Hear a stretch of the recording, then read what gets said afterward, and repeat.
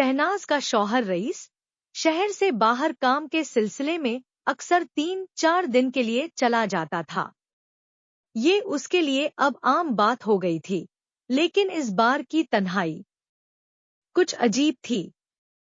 शहनाज का घर पुराने शहर के एक कोने में था, बड़ा लेकिन खामोश। मोहल्ले में ज्यादा चहल पहल नहीं थी और रात में तो जैसे पूरा इलाका सांस रोक लेता था। पहली रात शाम के 9 बजे थे। खाना खाकर शहनाज कमरे में चली गई।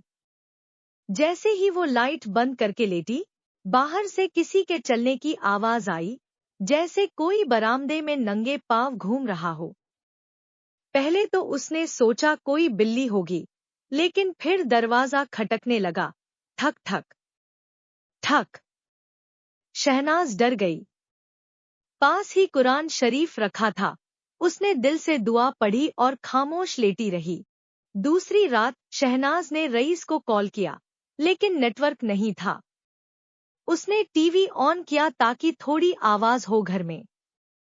तभी किचन से किसी के बर्तन गिराने की आवाज आई।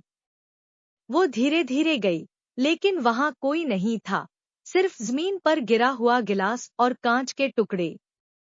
तभी पीछे से किसी ने कहा, डर मत, मैं हूं। शहनाज ने मुड़कर देखा, कोई नहीं था। तीसरी रात उस रात नींद में उसे एक सपना आया।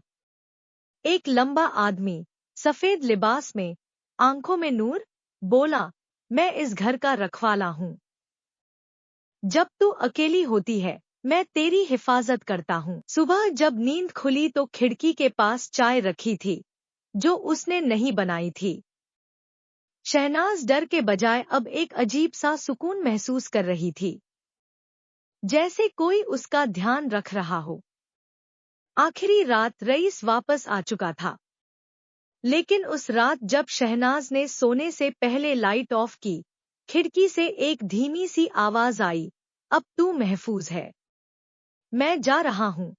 उसने खिड़की खोली, वहां कुछ नहीं था, बस एक गुलाब रखा था।